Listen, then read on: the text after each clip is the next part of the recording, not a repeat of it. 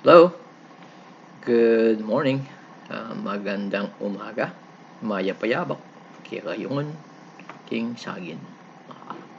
Um, Goodness, October, last Sunday na ning October.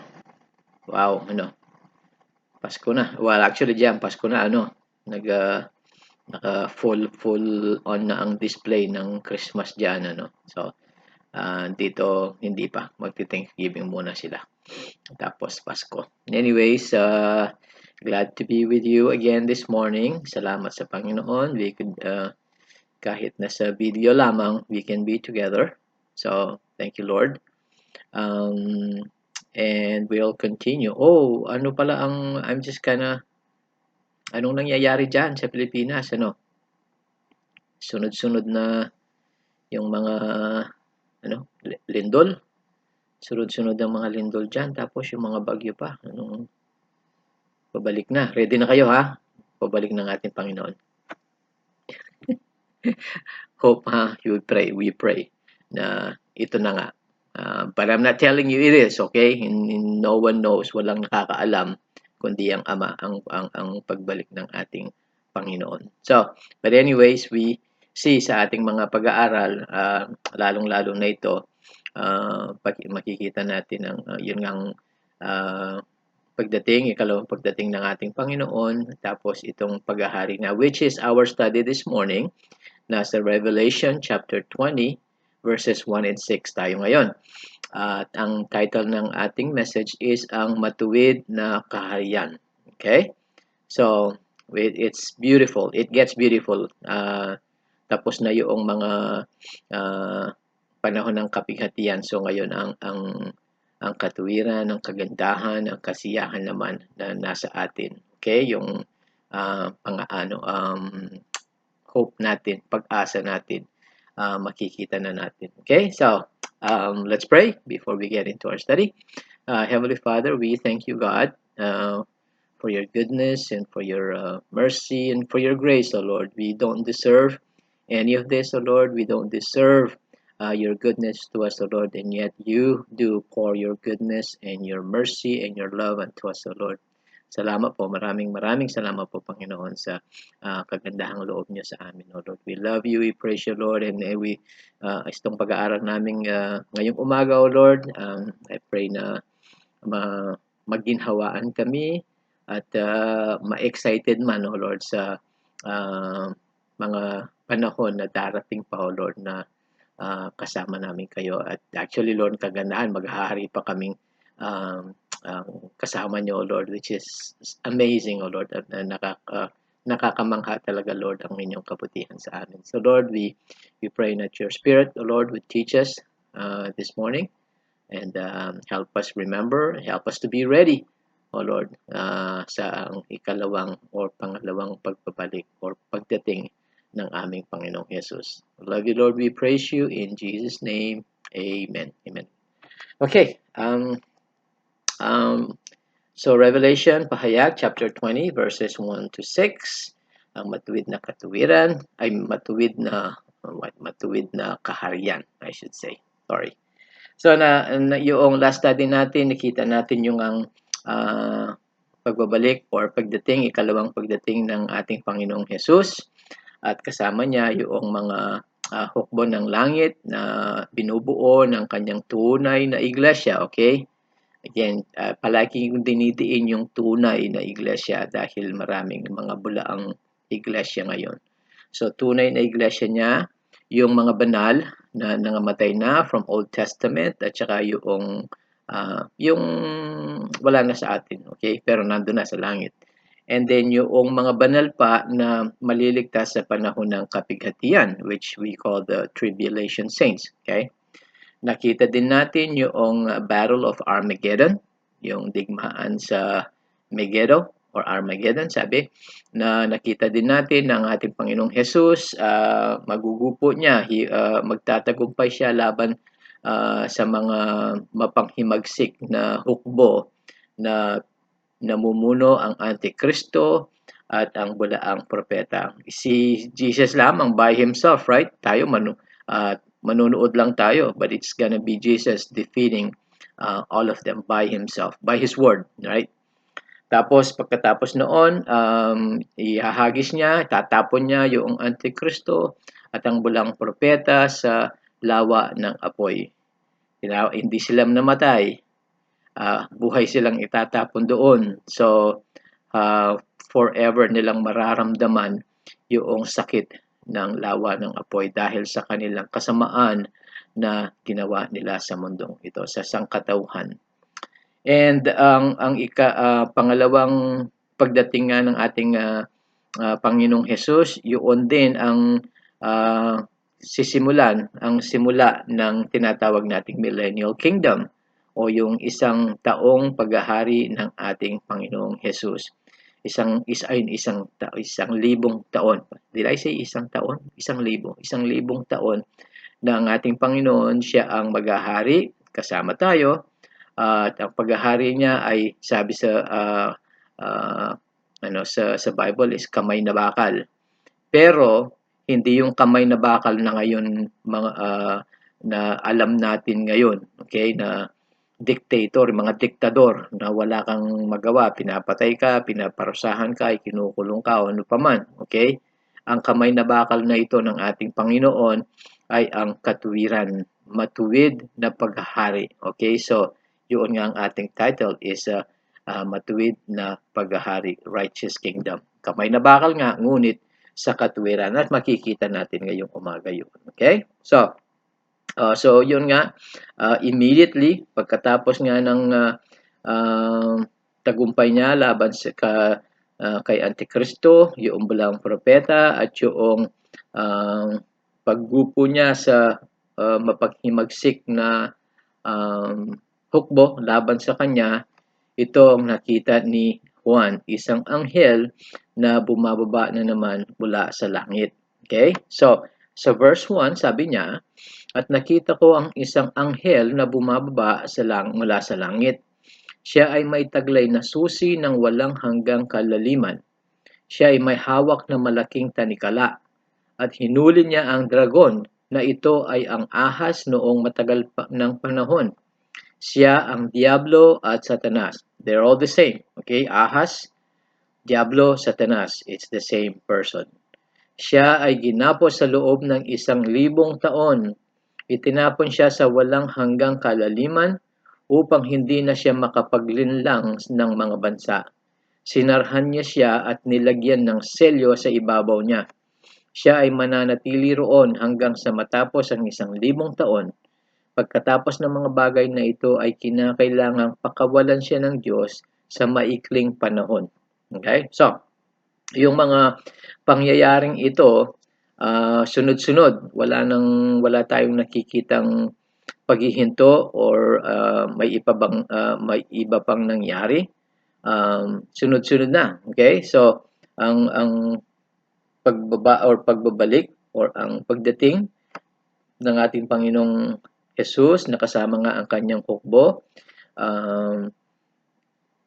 Ginupo niya yung kanyang, nagtagumpay sa mapanghimagsik na hukbo. Nahuli niya ang Antikristo at bulaang propeta at itinapon nga sila sa lawa ng apoy. Right after that, itong nangyari. Itong anghel na bumababa mula sa langit. Okay? Walang identification ang anghel na ito. Hindi si Jesus, hindi man si Michael or si Gabriel na mga archangel sila, no? Yung mga malalakas, makapangyarihang mga anghel, hindi man siya dinidescribe dito na siya ay malakas na anghel. Yung ibang last nating mga pinag-aralan, kung minsan dinidescribe pa sila na isang malakas, isang makapangyarihang anghel. So, dito, wala man. Hindi man sinasabi, ang sabi lang, at nakita kong isang anghel na bumababa mula sa langit. So, ano ang kahalagahan noon? Bakit ko dinidiin yung wala mang pangalan o hindi man malakas ang anghel na ito? Ano ang kahalagahan noon? Pinakikita sa atin na ang Diablo ay hindi kapantay ng ating Diyos sa kapangyarihan. Na akala ng iba o pinaniniwalaan pa ng iba na sila ay magkatapat, no? Ang Diyos at ang diablo. No, hindi. It's not even close, hindi man malapit. Okay? Ang ating Diyos, all powerful. Itong si Diablo, isang anghel lamang, walang pangalan, hinuli niya si Satanas. Ginapos niya si Satanas at itinapon sa walang hanggang kalaliman. See? So, again, hindi match, okay? Hindi magkapatas ang ating Diyos at si Satanas. Si Satanas created being din, katulad natin. Nilikha din siya, kaya lang yung yung kanyang pride, kaya siya itinapon mula sa langit, kaya siya naging Satanas dahil sa kanyang pride. Remember sa Isaiah, right? Gusto niyang maging Diyos din, gusto niyang maging katulad ng Diyos, pero walang katulad ang ating Diyos. Okay, so excuse me. Itong anghel na ito, sinuli nga ang diablo, ginapos siya, sa tanikala, sabi malaking tanikala na nasa kanyang kamay, at siya itinapon sa walang hanggang kalaliman. Ang kapangyarihan ni Satanas ay hanggang sa kung ano lamang ang pinahihintulutan ng Diyos na magawa niya. Okay? Pahintulot lang ng Diyos. Pero hindi siya katulad nga. Satan, oh my goodness. Excuse me.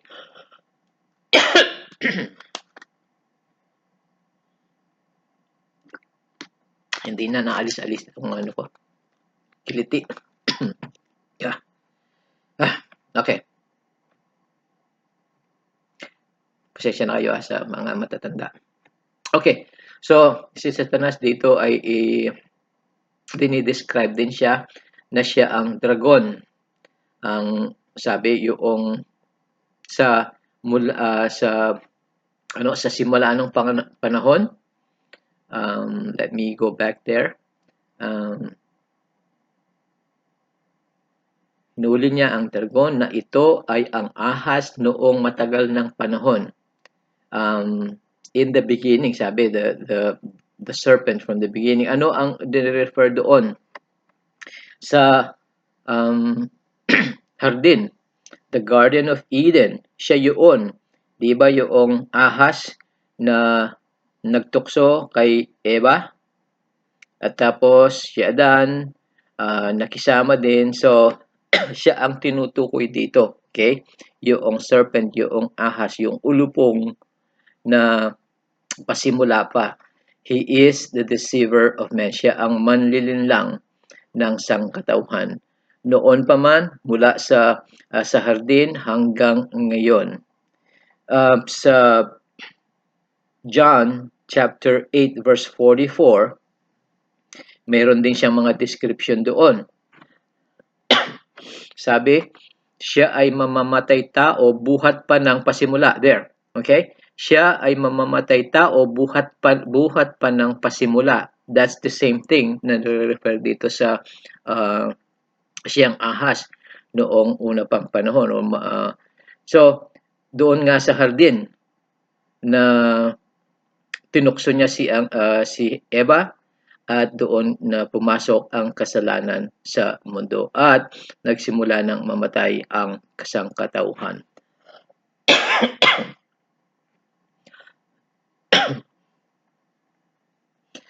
Siya, sabi, we could continue tayo sa John 8:44. Siya ay mamamatay tao buhat pa ng pasimula. Siya ay hindi nananatili sa katotohanan sapagkat walang katotohanan sa kanya. Kapag siya ay nagsasalita ng kasinungalingan, siya ay nagsasalita sa ganang kanya. Siya ay sinungaling at ama ng kasinungalingan. Okay? So, siya yun. Si Satanas, ang diablo, ang ulupong o ahas noong pasimula pa man. siya ay mamamatay tao buhat pa ng pasimula, sabi. Hindi naman namatay si Eva, di ba? At saka si Adan nung kumain sila noong nilabag nila ang utos ng ating Diyos. Spiritual death. Okay, well, both spiritual death, ang pagkamatay nila as soon as na sinunod nila ang dyablo at nilabag nilang utos ng Diyos, nagkasala sila, namatay na sila spiritually. And then, ang proseso ng pagkamatay physically ay nagsimula din. Ang original plano ng ating Panginoon is that we would live with Him forever. That ang sangkatauhan, magiging perfect at mananahan kasama siya sa hardin. Ngunit nga, pumasok ang kasalanan at yun, nagsimula na ang kamatayan. So, sino ang nagsimula? Sino ang mamamatay tao? Ang diablo. Okay? So, spiritually, right away, namatay si Adan at si Eva. Physically, nagsimula na yung kanilang pagkamatay. Tumatanda na sila. Where ang design ng ating Diyos hindi yun, okay? That we would live forever. Pero again, sa end of age, sa panahon ng nito ngang 1,000 taon at saka yung even after that, ang paglikha ng bagong langit at bagong lupa, forever na.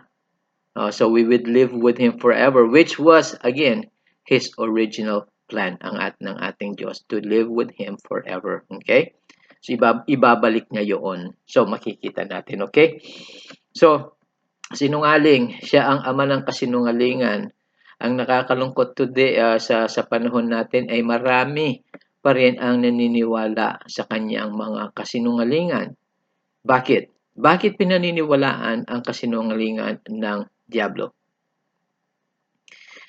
Ang kaisa-isang dahilan, okay, is hindi nila alam ang katotohanan.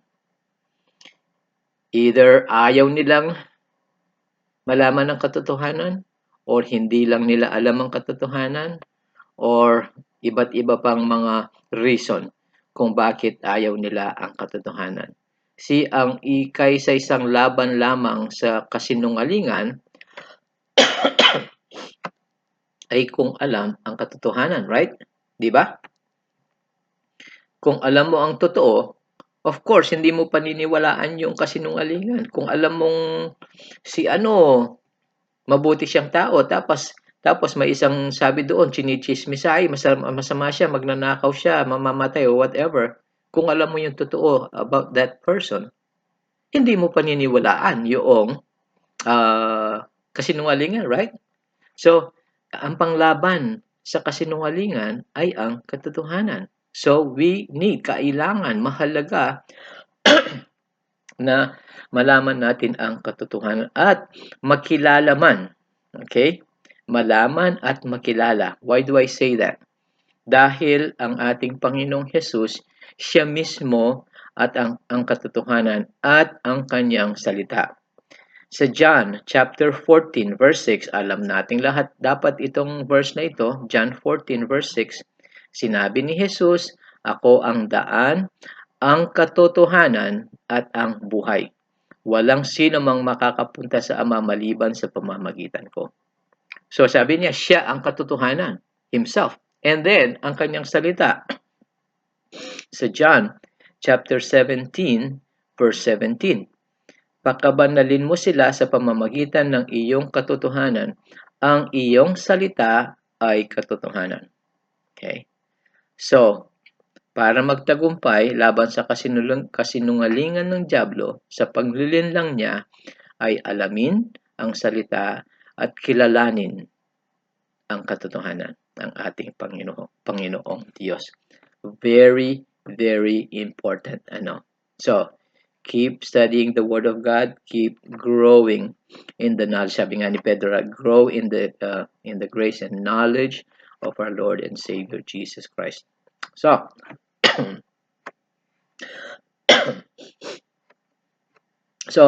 ang diablo ay itatapon sa walang hanggang kalaliman na para 1,000 taon.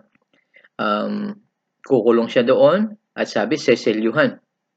Sinelyuhan niya yung anghel lamang, right? Yung anghel lamang sinelyuhan niya, seal yung entrance doon sa walang hanggang kalaliman para hindi na niya malinlang ang mga tao sa 1,000 taon nga iyon. Remember, kinopya ni Satanas ito sa ating gawa ng Diyos. Kinopya niya. Saan? Yung pagselyo. Diba noong namatay ang ating Panginoon at siya ay inilibing, diba sinelyuhan yung libingan ng ating Panginoon, right? Yung mga mga Fariseo, yung mga saserdote, sabi selyuhan nyo yung para baka nakawin ng mga alagad niya tapos sabihin siya ay nabuhay muli. 'Di ba? Pero anong nangyari?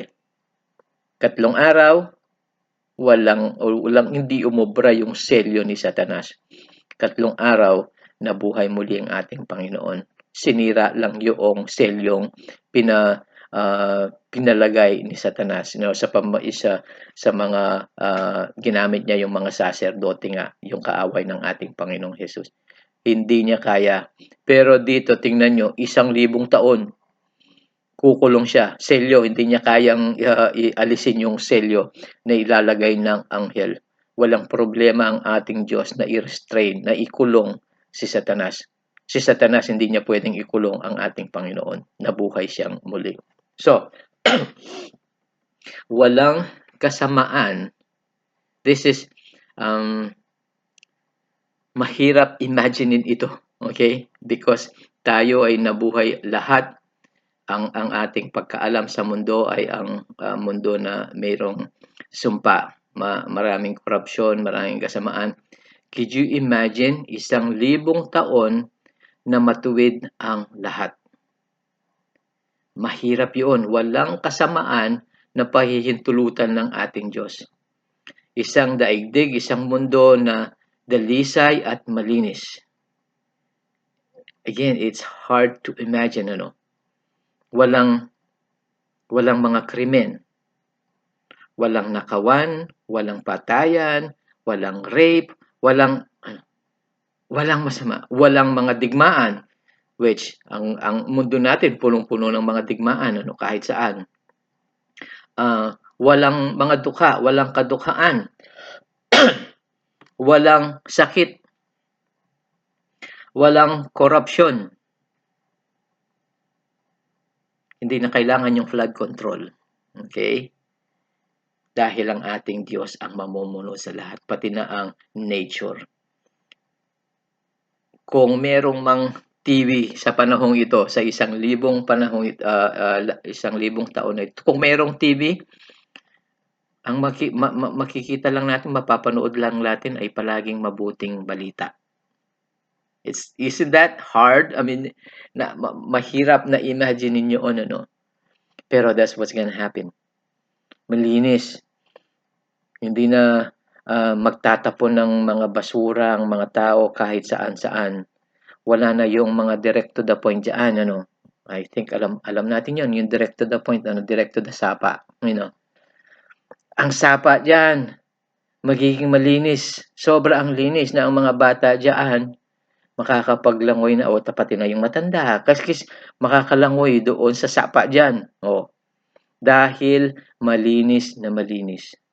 Ang alam natin ngayon yung Singapore malinis, Di pa palagi nating nababalitaan o yung mga iba dyan, nakita pa man, na malinis daw sa Singapore.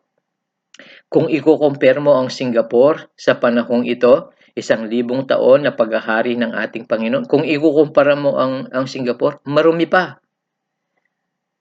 Itong paghari ng ating Panginoon, 1,000,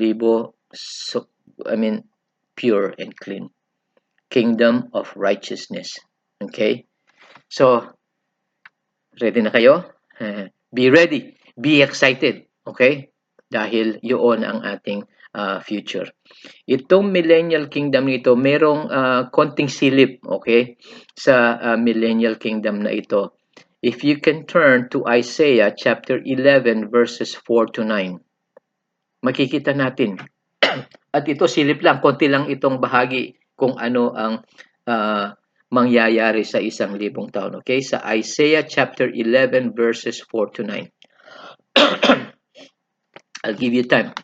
Punta doon. We have to read this all together. Okay? Isaiah chapter 11 verses 4 to 9.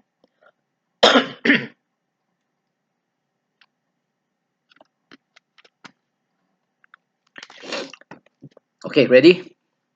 Sa katuwiran siya ay hahatol sa dukha. Okay? Katuwiran, matuwid.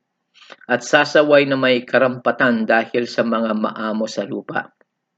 Sasaktan niya ang lupa ng pamalo ng kanyang bibig, at ng hinga ng kanyang mga labi ay kanyang papatayin ang masama. At katuwiran ang magiging bigkis ng kanyang baywang, at pagtatapat ang pamigkis ng kanyang mga balakang. At ang lobo ay tatahang kasama ng kordero, at ang leopardo ay mahihigang kasiping ng batang kambing. At ang guya at ang batang leon at ang patabain na magkakasama, at papatnubayan sila ng munting bata. At ang baka at ang oso ay manginginain. Ang kanilang mga anak ay mahihigang magkakasiping, at ang leon ay kakain ng dayami na gaya ng baka. Di na iba ang nature. Hindi na yung kumakain sila ng ibang animal. So, no, hindi. Damo na lang ang kakainin ng leon. And then, you see that? And then, let's continue. Verse 8. At ang batang pasususuhin ay maglalaro sa lunggan ng ahas, at isusuot ng batang kahihiwalay sa suso ang kanyang kamay sa lungga ng ulupong. Hindi sila magsisipanakit o magsisipanira man sa aking buong banal na bundok, sapagkat ang lupa ay mapupuno ng kaalaman ng Panginoon gaya ng tubig na tumatakip sa dagat. See that? Iibahin niya. Maiiba ang nature. Babaguhin niya. To me, it would look like yung condition ng Garden of Eden. Nung likahin ng ating Diyos ang lahat, tapos yung mga animals, hindi naman sila kumakain ng isa't isa. Hindi sila nananakit ng iba. Oh, it would be the same sa Garden of Eden, perfect conditions. Sino naman ang hindi gustong manirahan ganitong kondisyon ng pamumuhay? Sino ang ayaw ito na maging ganito or mamuhay sa isang perfect na condition? Walang kasamaan, walang korupsyon, walang ano pa man ang masama na alam natin ngayon, nakikita natin ngayon. Mawawala 'yon. So, it's so exciting to know na magiging bahagi tayo nito, So, kailangan ay magtiyaga tayo, magtiis, manatili sa pananampalataya sa Panginoong Hesus, patuloy na sumunod sa kanyang salita, sa kanyang mga utos. Ito ang naghihintay sa atin, mga kapatid. Huwag nating ipagpalit ito sa pansamantalang kasiyahan na idinudulot ng mundong ito. Pansamantala lamang. Ito ay pangwalang hanggan. Hindi pa natin nakikita ang bagong langit at bagong lupa na gagawin din ng ating Panginoon. Ito pa lamang, ito ang dating lupa na babaguhin niya. Hindi new, okay? It's just palang renovated lamang, renovated earth, pero napakaganda na. Kung yung bagong likha pa niyang lupa at langit, oh my goodness, it's like I said, you have to be excited about this, okay? So be ready. So, sino naman ang mamumuno? Again, ang pinakapuno ang ating Panginoon, of course. Sino-sino ang kasama niyang mamumuno sa mundong ito sa 1,000 taon na iyon? At verse 4 sabi, nakita ko ang mga luklukan, nakaupo rito ang mga tao at binigyan sila ng kapamahalaan upang humatol. Nakita ko rin ang mga kaluluwa ng mga pinugutan ng ulo dahil sa pagpapatuo tungkol kay Jesus at dahil sa salita ng Diyos. Sila yoong hindi sumamba sa mabangis na hayop o sa kanyang rebulto.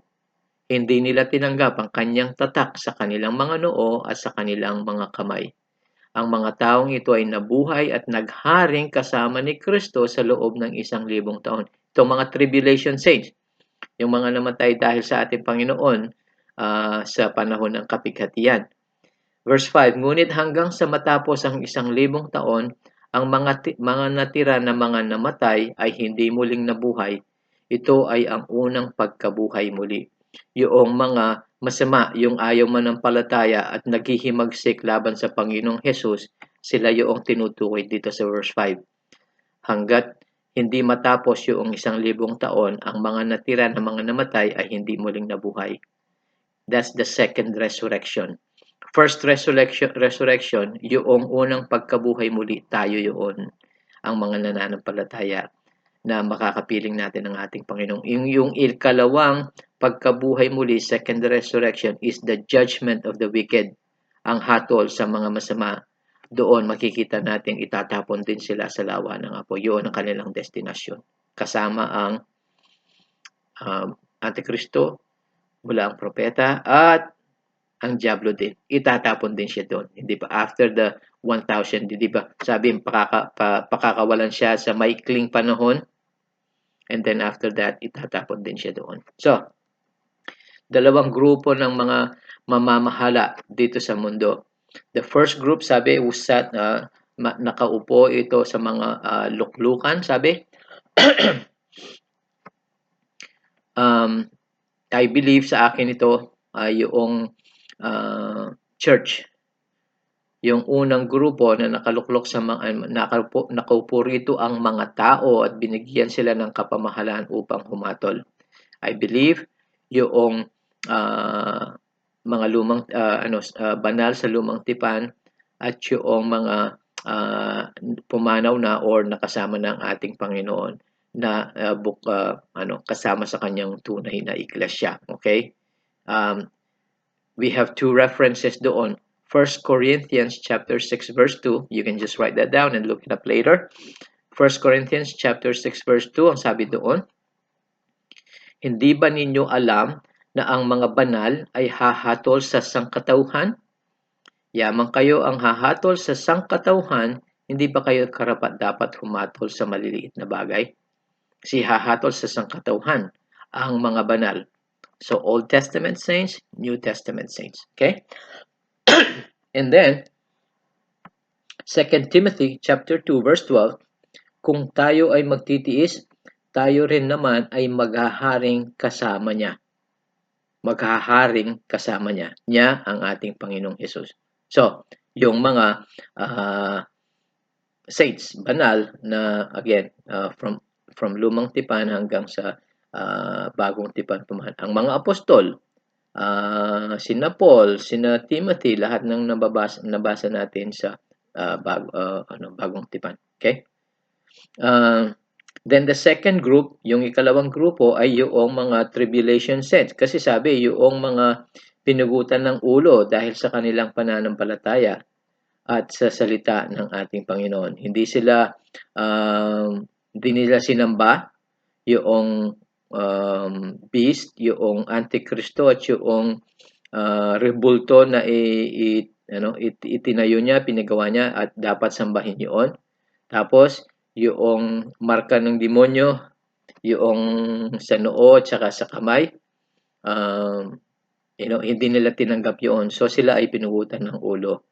Or, yung pinugutan ng ulo, it could be other means, okay? Ang Greek noong word na yun is just to execute, okay? Papatayin. So, iba't ibang uri ng kamatayan yun. Pero sila yung tribulation saints, maghahari din sila.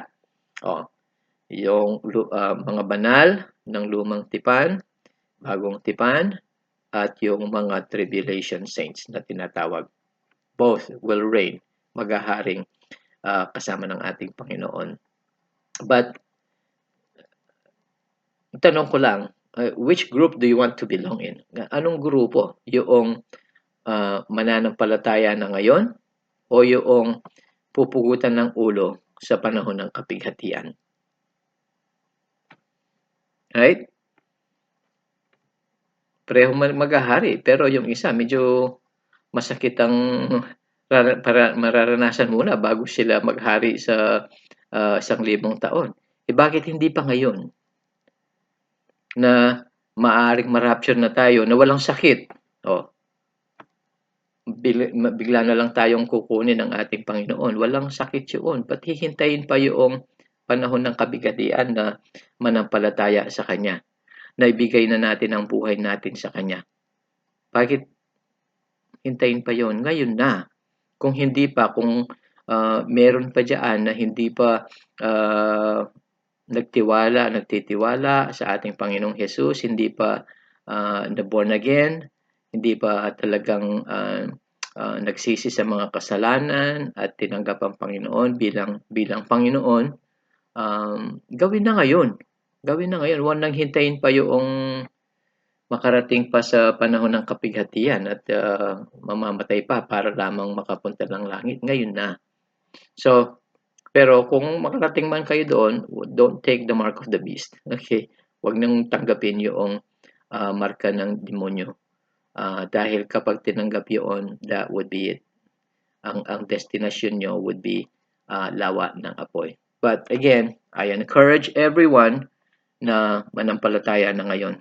Totoo, tunay, okay? Tunay na pananampalataya. So, and then the rest of the dead, sabi sa verse 5, ay yung mga hindi ligtas na tao, yung hindi nananampalataya, yung mga naghimagsik laban sa Panginoon, hindi sila mabubuhay muli hanggat hindi matapos yung 1,000 taon. At doon sila ay mabubuhay muli, ngunit sila ay hahatulan lamang sa lawa ng apoy. Final destination ng lahat ng mga hindi nananampalataya. First resurrection includes the Old Testament saints who died before Jesus came to earth. Okay? Pati na yung mga nananampalataya na namatay bago ang rapture. Dahil ang rapture, hindi mamamatay ang tao, kukunin lang tayo ng ating Panginoon. Yun ang pinakamagandang choice. Yun ang maganda, mabuti, lahat-lahat na. Kunin tayo ng Panginoon. Walang sakit-sakit. 2 Corinthians chapter 5 verse 8 sinasabi yun. Ang mawala sa katawan at manahang kasama ng ating Panginoon. So, kapag namatay ka or na-rapture ka, ang isang nananampalataya, diretso sa piling ng ating Panginoon, kasama ng Panginoon. So, believers who are raptured and all tribulation saints, yun ang first resurrection na tinatawag. Okay? The grand plan of salvation. Kasama tayo lahat doon. Dahil kaya ko sinasabing ito ang mga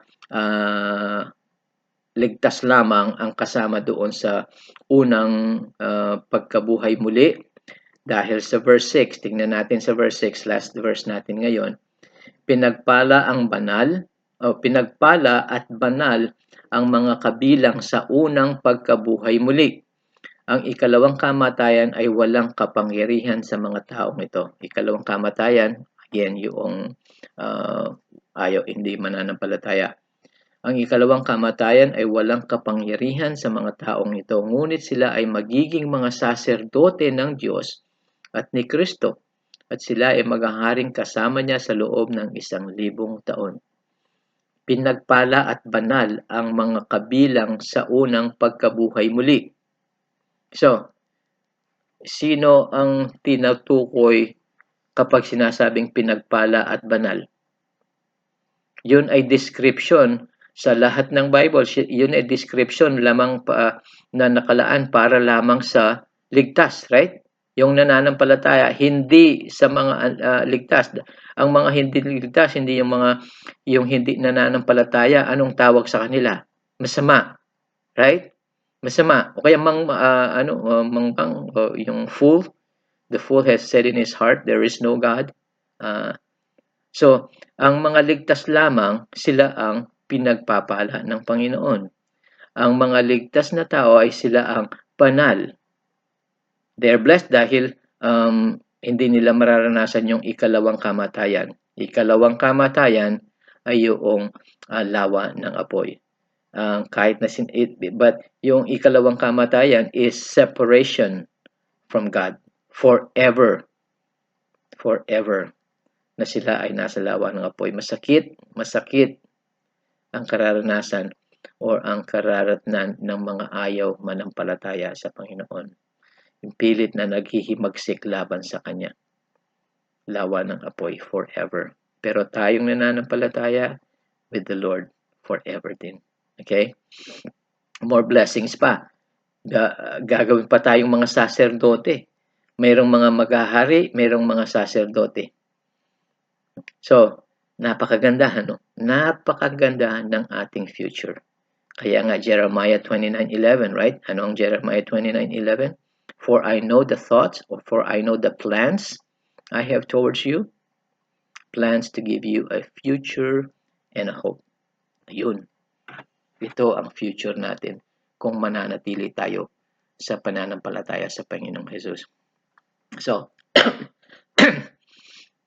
marami pa ang nakalaan sa ating future na inihanda ng ating Panginoon, ng ating mabuting Diyos para sa atin.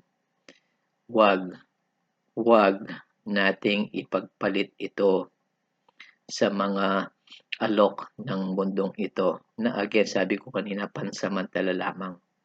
Pansamantala lamang. Remain faithful, manatiling matapat sa Kanya kahit ano pa man ang mangyari. Okay? We have 1,000 years of righteousness. 1,000 taon. Again, just imagine that 1,000 years na katuwiran ang lahat. Inaharap natin yun. Replay ng Garden of Eden. And as I said, hindi pa man nakita yung bagong langit at bagong lupa. Meron pa. Langit na yung mga kalsada ginto. That's hindi pa yun ng 1,000 taon. There's more to come. Meron pa. Wait, be patient. We'll get there. Okay? Kahit na wala pang mabuting nangyayari sa buhay na ito, blessed pa rin tayo. Pinagpala pa rin tayo dahil kasama tayo sa unang pagkabuhay muli. Kasama tayo sa kasama natin ang Panginoon sa langit at maghahari man kasama ang ating Panginoon. Purihin natin ang ating Diyos. Purihin ang ating Diyos sa kanyang kagandahang loob sa atin. Amen? Amen. So, Father, thank you so much. It's so wonderful, O Lord. Napakaganda. I mean, di ko na maisip ang salita na ma-describe ito, O Lord. Itong pinaplano nyo sa amin na napakaganda, O Lord. 1,000 taon na maghahari kami kasama nyo. Hindi kami karapat-dapat na magharing kasama nyo, O Lord. Ngunit, dito sa salita nyo, sinasabi nyo, pinapangako nyo sa amin na maghahari kaming kasama ninyo, O Lord. What such a blessing, O Lord. Napakagandang pagpapala nyo, O Lord. Itong pag-asa lamang na alam namin, O Lord, sa pamagitan ng inyong salita, O Lord, na napakaganda ng aming future na kasama nyo. So, Lord, help us to be waiting. Help us to be patient. Help us to endure. Help us to persevere. Help us remain in you, O Lord. Huwag niyo kaming pabayaan na lumayo sa inyo, O Lord. We love you, Lord. We praise you. Napakabuti niyo, Diyos. Napakabuti niyo sa amin. We love you, Lord. We praise you in Jesus' name. Amen. Amen. Amen. All right. Malapit na naman. Tapos next time would be November and then Christmas. Ang bilis ng panahon. And then, mag-1 year na noong bumisita kami dyan. I mean, 3 months na lang. 2 months na lang. 3 months na lang. Will be 1 year since we've seen you. Bilis, ano? So, Jesus is coming. Pray. Soon. Soon. Very soon. Okay? Keep praying. Hopefully, if not there, I'll see you again there. Or if not, sa langit na tayo magkikita. Okay? Kaya lang, baka hindi nyo ako ma-recognize sa langit dahil babata ako uli. Itim na naman ang aking buhok. Wala nang kulubot. Walang salamin. Because I'll be perfect. And you will be perfect. How great our God is. How great is our God. Love you. Miss you. Hope to see you again. Bye-bye.